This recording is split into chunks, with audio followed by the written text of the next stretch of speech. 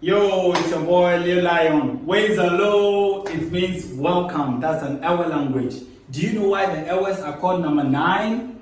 Continue to watch this video. If you are new here, like the video, comment, share, subscribe. You know what we're doing. Lion Heritage TV. Thank you for watching my video on the Gadangbe. Thank you for watching the video on the Asante Kingdom. Today we're going to look at the Ewes and where they came from and where they settled in Ghana.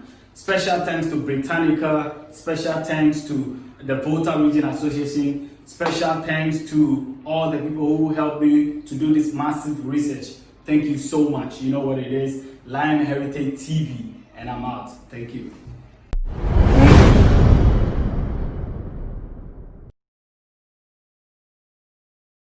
Special references like the Britannica, the Volta Association, International Journal of History, Pinterest, Dr. A. Kobladoche, and many others were those that I looked up to whilst doing this video. Thank you so much. Are you a student? Do you want to study in China? Do you want to do your master's? Well, this video is sponsored by the Belt and the Road Education. Brilliant, reliable, efficient. They provide efficient services for scholarship application, education consultation, and cooperation to study in China.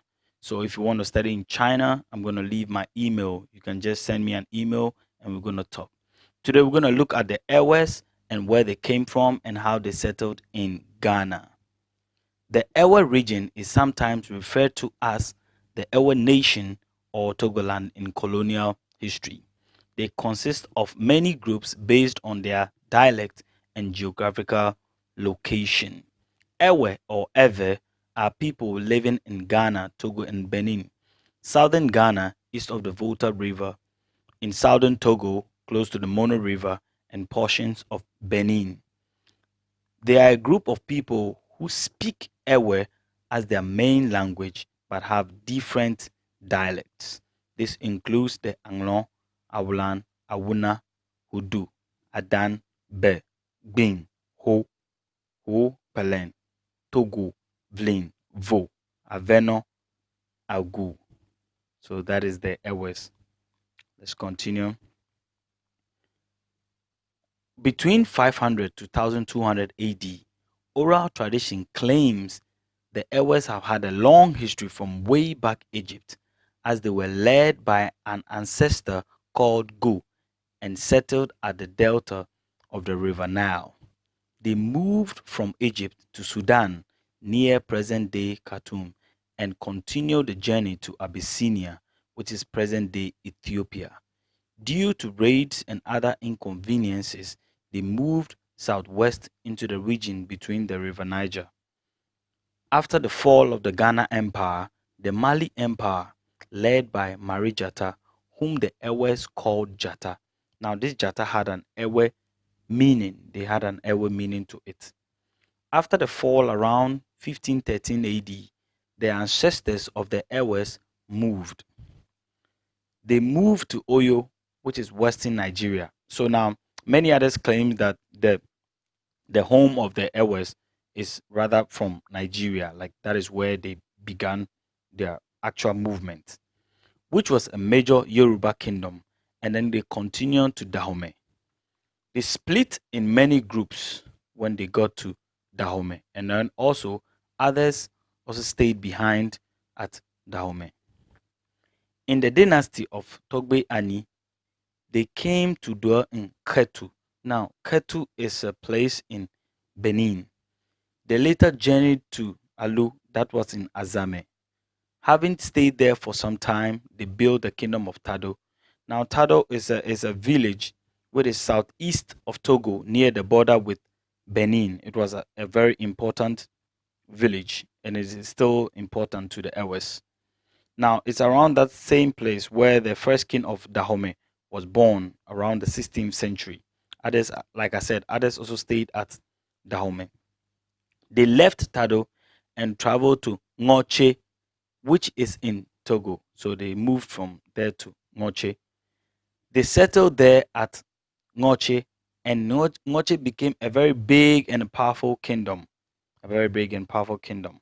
So As I told you, as they were moving, others also stayed behind, others also moved.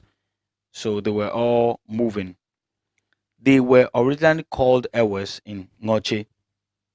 And then in Ngoche, most of the chiefs or the kings of the Ewes, they had many titles like Maufia, Homefia, Togbi. They had lots of names or a lot of titles.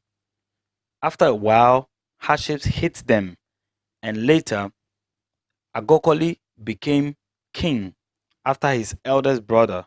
So Agokoli became king somewhere around the 17th century. We had King Agokoli or Togbi Agokoli. Now, this Togbi Agokoli was ruthless in his dealings with the people as he ruled them with an iron fist. He built a strong mud wall around the city which limited movement of the people. He controlled the people. And it was like anytime you try to rise up against him, then he was going to put you to death. So he ruled them with an iron fist.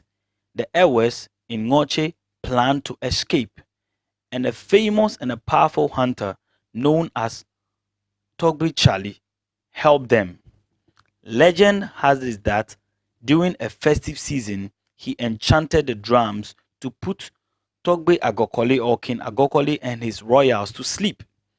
The people then escaped by passing through a gap made in the mud wall, resulting in the freedom of the Ewes from Ngoche. Togbe Charlie advised the people to walk backwards, confusing their pursuers. So when the people came out, when King Agokoli realized that the Ewes had escaped, he sent pursuers after them, but the people walked backwards, so the pursuers were confused. They were led by a wise man called Togbe Ewenya. So others also claim that this Togbe Ewenya was the one who gave them the name, the Ewe name, because of his name. They moved in smaller tribes. Some moved to the southwest in the actual region of the Volta River.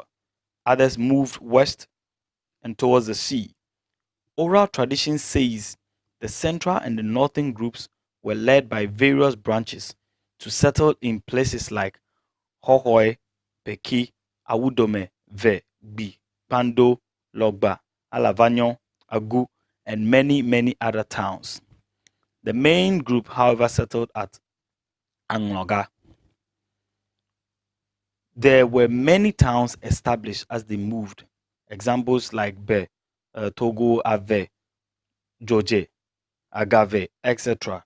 So when you look at the Ewes, they're a group of people, lots of people who speak their language. Not only the Ewes in Ghana, because you can see that they have a long, long history from where they came from. So these Ewes, they were really united. Let's continue. Now, in 1884, when the German Protectorate of Togoland was established, the Ewes were divided between British and German territory.